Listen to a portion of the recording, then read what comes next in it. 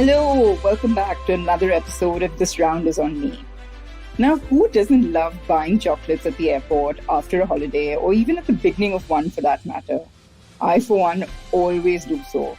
So I'm particularly excited about my guest today, who's the country general manager for Mars Wrigley, India.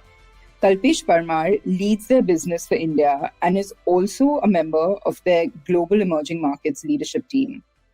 Kalpesh has gained rich global experience and insights, having worked in countries like South Korea, Singapore, Dubai, Turkey, Nigeria, and India, with a specific focus on business development, brand building, route to market, e-commerce, and capability building. Prior to joining them in Jan 2020, just before COVID, Kalpesh was associated with Unilever for over 12 years, where he led several roles and responsibilities, including as designated CEO for South Korea, Pacific Islands, and Mongolia. Join us after a quick break when we dive into the world of chocolate with Kalpesh. Welcome to the show, Kalpesh. It's so great to have you on. Thank you. And likewise, thanks a lot for inviting me. Looking forward to interacting with you. Chocolate is, I think, my biggest weakness. And so I'm personally very, very excited to, delve into the world of chocolate with you.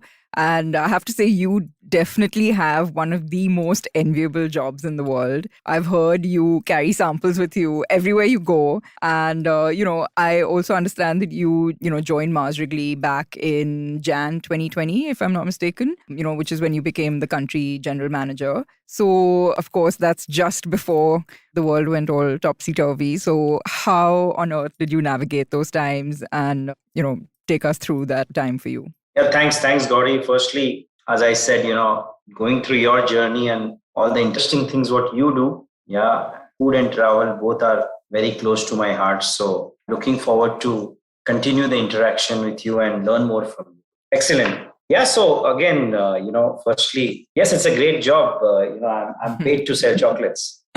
And the beauty about the chocolate category is that whenever you interact with anybody, you say that not just giving them the sample, but just telling them that you sell Snickers, for a living, and it brings a smile on people's face, So what a lovely job. You're spreading happiness every day, right? So I am a Bombayite. So I'm Indian. I returned to India after probably 15 years in Middle East, Turkey, Africa, Southeast Asia, North Asia. So we as a family lived in Dubai, Nigeria, Turkey, and Singapore. And I was doing the South Korea role from Korea. Firstly, I'm thoroughly impressed with the way our country is shaping. While we are, I think, sometimes a bit more critical of ourselves, but having seen talent across the world, I think it's time that we should be wearing more pride about our talent, about ourselves. So that's one big realization. So a lot has changed in the last. I left in 2005 and back in 2020. A lot has changed for the good.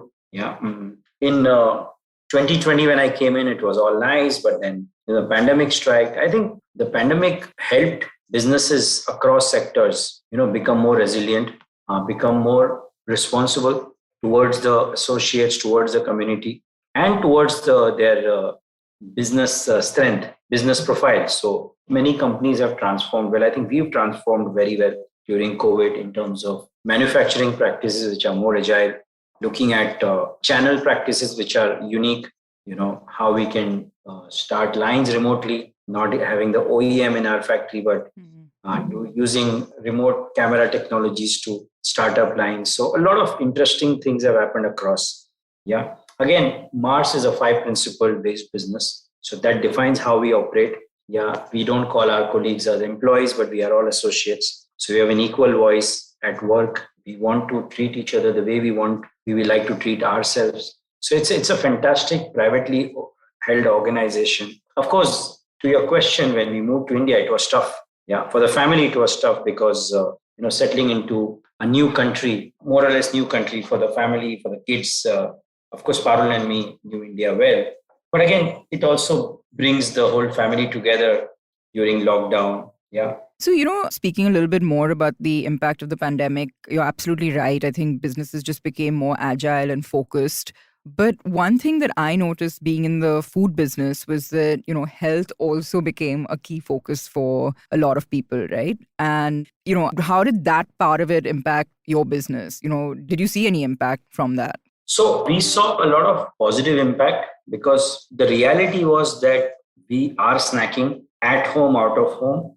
But then that snacking culture increased at home because now we are not spending time traveling or yes, the meetings increased, but then we all were working harder because of the crisis we were in. So we wanted those small Treats. moments of happiness, indulgence, a bit of impulse snacking at home, so that actually helped our business post wave one was very difficult on the business, because we were not essential categories, so we were not able to deliver to retailers. But the factories were very resilient. We started production very quickly, and then we saw very good demand firstly in packaged foods across our categories, because a lot of supplies from other players were not available. So we could send our people. We took risk, and I'm very proud of my associates because they were living with their family, but they left home and they were in the marketplace. Mm-hmm. So there was a lot of personal purpose around restarting the business post wave one. Yeah.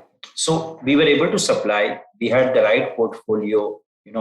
It's not just chocolates, it's nut-based chocolates or caramel-based chocolates or nougat chocolates, or Twix has a biscuit inside. Bounty has coconut inside. So it was a chocolate plus. Mm. That's what gave us that benefit to, have a place in the consumer's fridge, heart, and their experience during the pandemic. And that helped us manage the business very well, and a very good growth since then for the last 8 quarters. To your question, yes, there is a focus on health and wellness in India, and I'm very proud. We as a company focus on health and wellness. We have stepathons.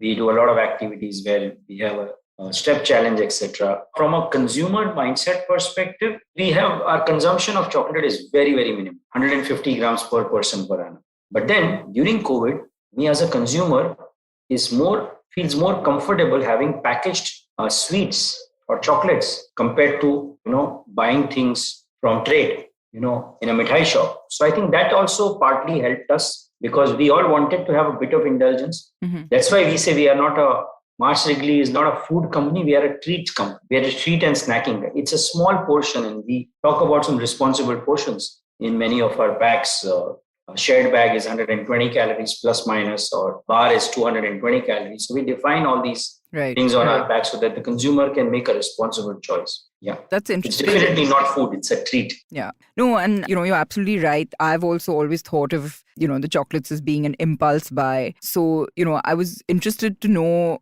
which retail channel works best for Mars. Is it offline or online? And considering a lot of offline was closed during the peak of the lockdown. And of course, duty free, right? So airports were closed. It's your go-to indulgence when you're in duty free to pick up those bite-sized packets of chocolate. So, with all of that closed, how did the sort of channel mix? Yeah, so I think yes, the airport or the railways or the offices or the travel destinations, travel routes were the last to open up. But then it's not a big size of our business. Right. Because people didn't want to make long trips during COVID. So the local traditional trade store, grocery, kirana stores were the first to benefit.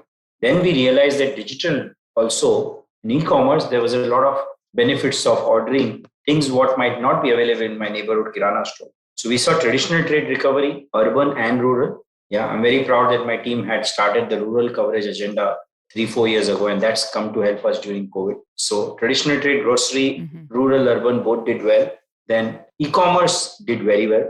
Yeah, we invested long before COVID on the e-commerce channel across sales and marketing and supply chain. So that helped us grab that opportunity. And that opportunity is there forever. And if you look at the modern trade, the hypermarket, supermarkets, that also took some time to recover because the guidelines from the local governments were such where you could not have more than certain number of people in a certain size of store. So that took some time. But because of the pandemic, we could have the right mindset in our business across functions. That's what has helped us to grab so many of these opportunities. So, it's interesting. And of course, the digital space took off for everyone, including us, with delivery, obviously with our restaurants shifting to a delivery format. But interestingly, I was actually in the US over the summer. And one thing I noticed was the retail part of the business was definitely, not the same as pre-COVID, right? So physically going to stores and malls, etc. It was just not the same experience as before. But I haven't seen the same sort of impact in India. I feel like, people still like the idea of going to a store. And I wanted to ask you feel about the scope for creating a chocolate retail experience in India. You have like your whatever Hershey's store and your M&M world, and I know I'm naming all the other brands, but that's what I'm familiar with. So, and now in India, you see, like you see a Coco Cart in both in the city as well as in the airports and things like that. So it's very interesting to see that investment happening in physical retail for chocolate specifically. So what are your views on that? Yeah, US is a more developed market from a consumption perspective. So a visit to our hypermarket, is still very mundane. But our country, the lockdowns were more severe, and our experience of shopping in a hypermarket is more about the family entertainment. It's a day out on a weekend, right? Or it's me time for the homemaker. So that's where I think we have a differentiation in terms of the mindset. We are a country where we exchange energy, by meeting people, by visiting the store. So I think that's what helped our modern trade hypermarket stores get better traffic compared to developed world where they've been doing that for a long time. So maybe that might be an insight. Apart from that, I think we still want to haggle and look for deals when we are shopping. So going to the local market is part of our lifestyle. So that's and it's not similar in many other countries. So going to, instead of the local market, now we go to hypermarkets. And we look for deals over there. Right. And we grab those deals across sectors, right? So maybe that's part of our DNA, and hence the recovery has been faster. So, but what about creating a retail experience around chocolate specifically? Like, do you think there's scope for that in India? So we have partnered with the Reliance retail team, and they opened a fantastic store called Fresh Pick in Bombay. Right. Yeah, and we have an M&M experience store inside that store. We've got some very good results. We are having a M&M experience now in India, and we are learning from that retail store. It's a premium supermarket opened by the Reliance retail team, and they invited us to have an M&M retail store over there. The initial numbers are very exciting, so we are constantly looking at how do we make it bigger scale in future, because chocolate-based experiences is one of the big things in the developed world, and we at the right time want to do more. But India is a land of opportunity, and there are so many opportunities that me and my team wants to prioritize. Sure. So just coming back to the whole duty-free experience, because, like I said, when I travel, invariably, at least when I'm coming back into the country, I always pick up, bags of chocolate and Mars, Twix, the minis, etc. I think that's something that, a lot of people thinks is synonymous with duty-free shopping, right? Chocolate, and especially a lot of the Mars Wrigley branded chocolates. How do you think Mars captured that market share of the airport shopping experience? So what we did is that we quickly realized that a lot of our consumers and shoppers like you are unable to travel for the next 2.5 years, because 80% of our business is made in India, but 20% is imported. So a lot of things what you buy are actually available in India. But we gave the right offering in the right packaging and the right experience through our alternate channels like travel, or modern trade or e-commerce. Or we launched our marswrigleytreats.com website during pandemic to make sure that we are able to give the same experience to the families who still long for our treats products, but then are unable to travel. So I think we were able to service some of that demand, not whole, because it's still about going there in duty free in Dubai or London or Singapore and then buying so we could not compensate the whole experience, but we did give them the options to buy. So, I think what I was sort of driving at was what you mean is about sort of recreating that experience as much as possible during the pandemic for people, in spite of the fact that they couldn't travel. But I think what I'm asking is, how did, Mars Wrigley even establish that sort of habit almost of people buying chocolate every time they go, every time they travel? It's like you said, you can probably get it, in your local store, but there's just this habit of buying chocolate when you travel. I mean, it's just a thing that you do. So how do you think how did the brand sort of manage to sort of create that habit in a way? Right. Good question. So firstly, we are new to India. Yeah, we are only under 10 years. So we are more than 100-year-old company. Oh, okay. In selling chocolates for more than 100 years. But in India, we are new. So historically, a lot of our family, friends who are traveling outside India is their only way to know our products. And then we set up the chocolate factory in Pune in 2016. Since then, we are able to localize the offerings a lot more for not only the Indians who travel, but the top 500 million people of India or top billion people of India.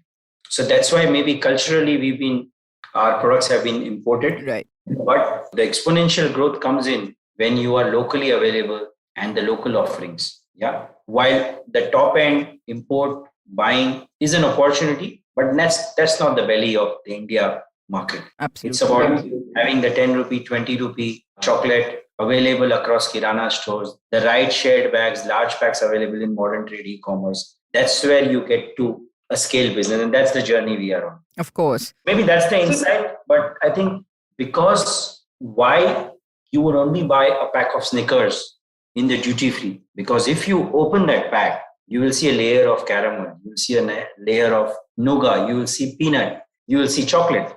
That unique experience what a Snickers offers, not many brands have been able to match that offering. And that's why every time you buy, you get that fulfillment. No, this is the best quality. And that's one of our principles. Yeah, quality is one of our principles, which we will never compromise. The same recipe is available in the developed world and in India. So because the quality is consistent over so many decades, that's why when you and I travel outside India, we'll say, I want to, buy that product in the duty. Sure, it's that familiarity for sure.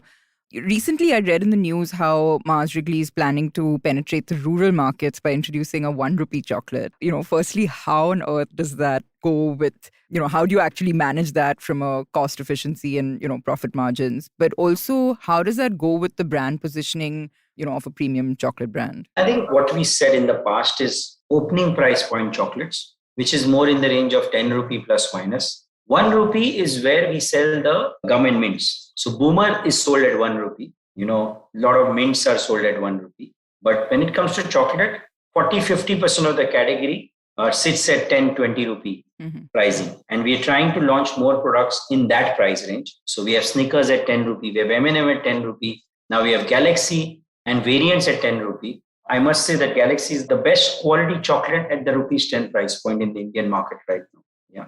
While there are offerings from other players also, but this is one of the best quality what's available at 10 rupees. So if we are able to consistently keep the 10 rupee experience growing, distributed in urban and rural, then that's one of the big opportunities. And in gum and mints and candies, 1 rupee is the key price point. Apart from premiumizing the 5 rupee, 10 rupee, 20, 50, 100 rupee products in gum and mints. So these are the two key price points, 10, 20 in chocolate and 1 rupee, 5 rupee in gum and mints. Interesting.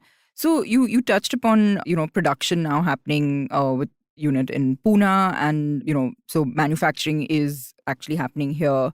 How do you ensure, and you also talked about that familiarity of flavor that people want, it's a particular taste that they're familiar with. So how do you ensure that quality and flavor remain standardized across the world? I mean, doesn't the local water, milk, etc., all have an impact on production? So there's a very large sourcing team globally, right from buying the right quality of cocoa. Yeah. And Mars has invested a lot in getting the right quality of cocoa, and not only quality, but also doing the responsible buying from the right sources where there's no exploitation in the whole value chain. Then we have a large team who looks at sugar, peanut, or all the other ingredients, including milk. There's a very clear specification about what kind of peanut we'll buy. Yeah. What is the quality of that milk?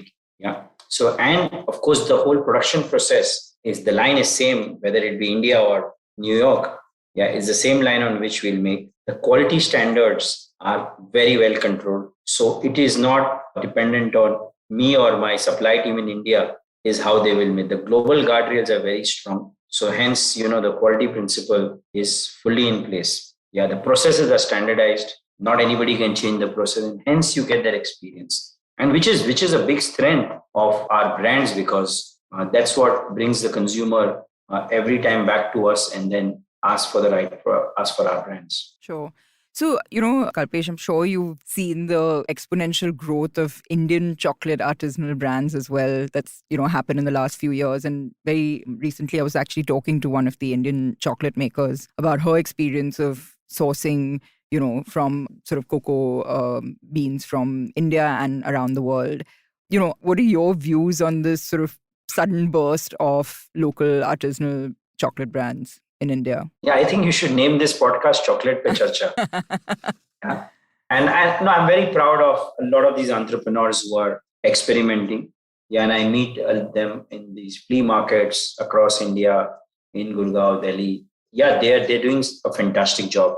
Of course, they're inspired by a brand like us, all the other players in the Indian market. The scale remains a challenge for them because they are virtually selling at 2 to 3 times of large manufacturers. So that's where, for them to have an inflection point, because we are still a cost conscious, price conscious country. So how do we get that 250, 300 rupees chocolate bar to 100, 120 rupees? Mm-hmm. Because that's the experience, 150. Anything about 200, the premium shopper also is a bit cautious. So it has to be smaller packs, better pricing for them to get scale.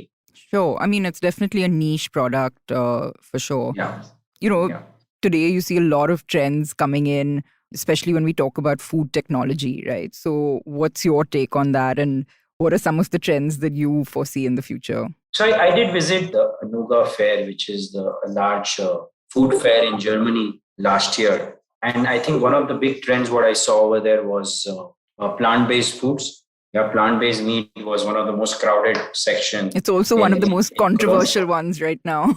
Yeah, it is controversial, but I saw a lot of footfall in that area. Mm-hmm. Yeah, it was the most buzzing area in the whole exhibition. So there's a lot of trials happening.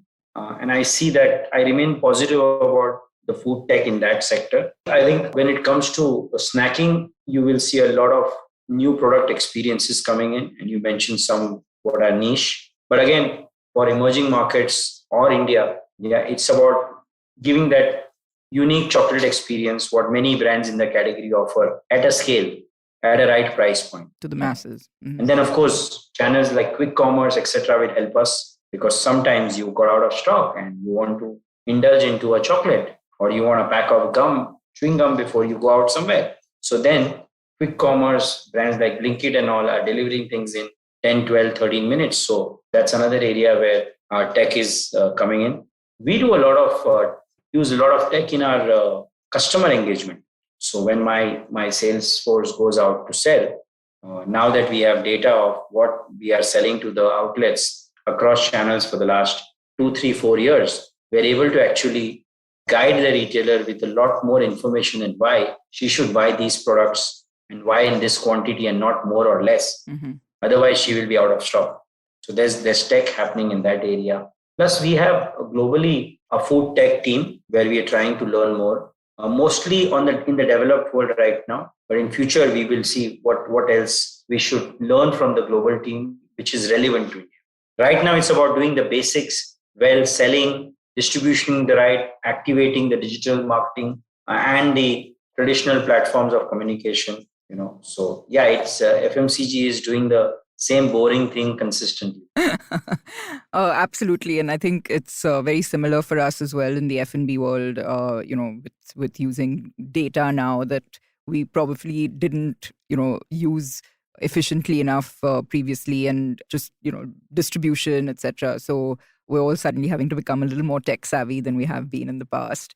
You mentioned something interesting earlier, and I sort of, it stuck with me. You mentioned, your associates having a personal purpose and, going that extra mile during a challenging time. So I believe you've also been tagged as the chief energy officer of the company. So, take us through how you've built that culture, or how that culture exists in Mars Wrigley, where people are able to really believe in what they're doing and be aligned with the vision of the company, and, how you go about creating this positive environment at the workplace. Yeah. So, my leadership journey is that finally it is someone's son, somebody's daughter, somebody's wife, somebody's mother who works for me as a colleague. So how do I give them that positive energy every day? Yeah. Or during COVID, I would do calls with my team, and not all of us are in a habit of using the headphones. So the family would listen to our conversation. So I realized that, oh, my team member is talking to me right now, and her son is listening to my chat. His wife is listening to my discussion. So what is the message they are going to take from this chat? So I became a bit more conscious that this is not just a colleague coming to office, but this is some family member, and that person is somebody's father, husband, kid. So I became a lot more responsible about how I conduct myself. And then that continues now in office, where since we are a chocolate company, we sell happiness for a living. How do we, keep that mood positive? Yeah. How do we drive performance by really showing that authentic care for themselves, for their development, and for their well-being? And then they give you the best. And that's what is our experience so far. So tell us some of the best practices that you would kind of advise, a smaller organization that really wants to create a culture. I mean, I've been through that with ours. We're a 12-year-old company, but I don't think we ever really defined our culture. We were just sort of, going along, and it was people who were, somewhat like-minded in values that, fit in. But we also felt the need to actually define it, like you mentioned, the principles behind you, etc. So, in all your years of experience of being a leader, how would you, what would you advise some of the best practices to be? So firstly, 85-90% of people in most of the functions at a senior level who come into Mars are welcomed by me. So if a sales officer in Nagpur is joining us, before joining, I would get on a 10-minute chat with the person. Yeah. So by doing that, I do two things. I'm having a good control of the quality of people coming in, because for the culture for me to allow my team to, for me to allow them to be empowered, I need the right people. So my focus is on getting the right people in the team. And then you manage the business by inspiring them, by supporting them, especially when things go wrong. Yeah. Showing them that belief. Yeah. And then we need to have a lot of fun at work, so that we all come together as friends. Mars is a family business. So we are all part of the larger Mars family ecosystem. So how do we, support each other and then help them when they need help? Yeah. But be a coach rather than a manager. Yeah. Sometimes let them make mistakes. Yeah. See them make mistakes, and then it's very difficult. But then how do I keep quiet and let them falter? Yeah. So that they learn from these mistakes. Of course, not costly mistakes, but manageable, affordable mistakes. Yeah. So that's how the culture is evolved. Of course, not sitting in boardroom, but how do we sit more in the open office? We have an open office. Nobody has cubicles. I sit at a similar desk to any of the colleagues. So how am I approachable? So I do something which is my favorite word, is management by wandering around. So I go around office and talk to anybody and everybody. Yeah, I spend time with them. Sometimes, of course, if I want to get something done with colleagues, so I will go to their desk and say, what happened about this? How are we? Is there any update on this? But it's mostly about just giving them that positive energy at work, and checking in on them, checking in on some of the issues if they had some personal issues, and I'm aware of that. Yeah, just spending those 3 to 5 minutes. That's the beauty about going back to office, because I can interact with 15 people in 1 hour, while I'm in office. During pandemic on Teams, it was very difficult. Of course. Well, the whole work from home debate is a whole different thing. But, you mentioned coaches, and, what has been the role of mentors in your professional journey? And, how do you use that experience in being a mentor yourself? I go back to my personal board of directors very often. This includes some of my ex-bosses, some of my colleagues at work today, and some of my very close friends, and I keep updating them. Oh, this is what is happening right now. This is my plan.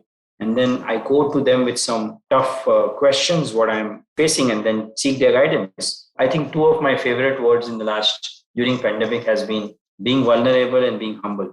Yeah. So vulnerability, not only with my personal board of directors, but with my leadership team. Yeah. They know I'm super vulnerable. I think they know what are my strengths, what are my areas of opportunity. And I bank on them on areas where I'm not good at. And they know that I'm a simple person, and I will bank a lot on them to manage the business. That makes them sharper, stronger, builds a new muscle into them, and then they progress in their career. I love the idea of a personal board of directors. I haven't heard that before, but that's very apt. I'm going to take a quick break before we enter the last segment of the show, so stay on.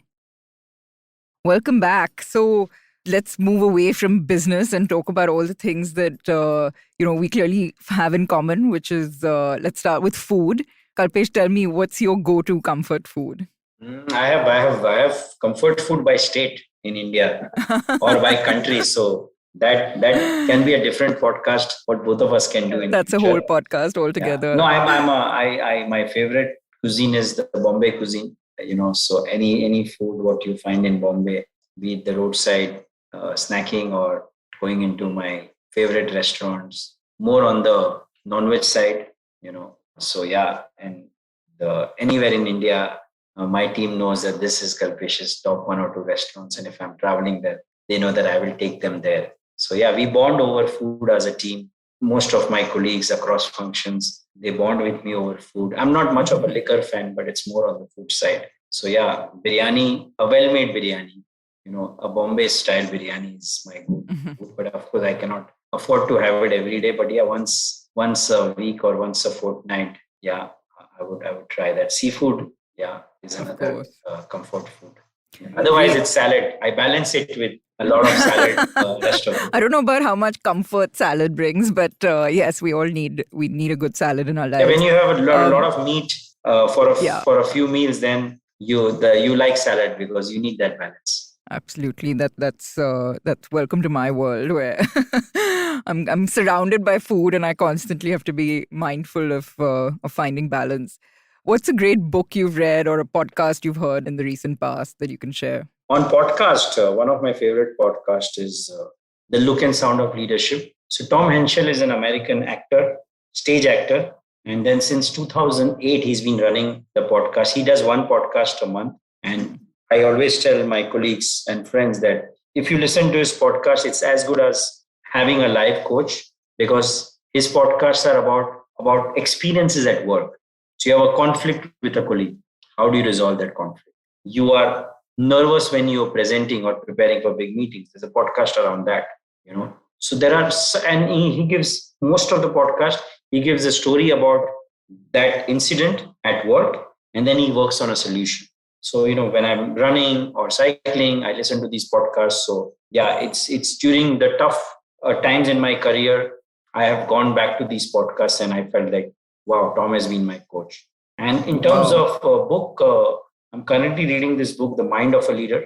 It builds a lot of emphasis on collaboration, empathy, being mindful about people around you, surroundings, and how you react in tough situations. So it's a fantastic book.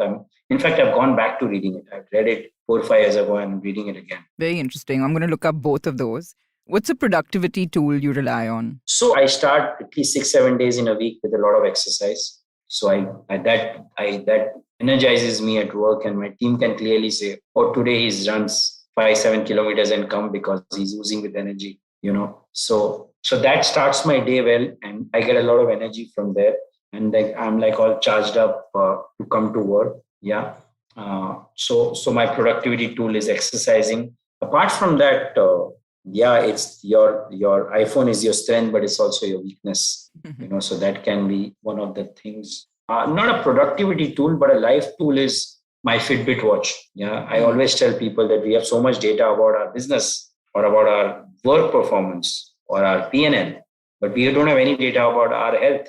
Yeah, so I am a big fan of Fitbit where it shows data about how many steps I have done, what's my resting heart rate, the quality of sleep I've done, and it gives you some rating in terms of, what's your exercise level and what level are you in. So it's like a nice, sweet competition you have every day.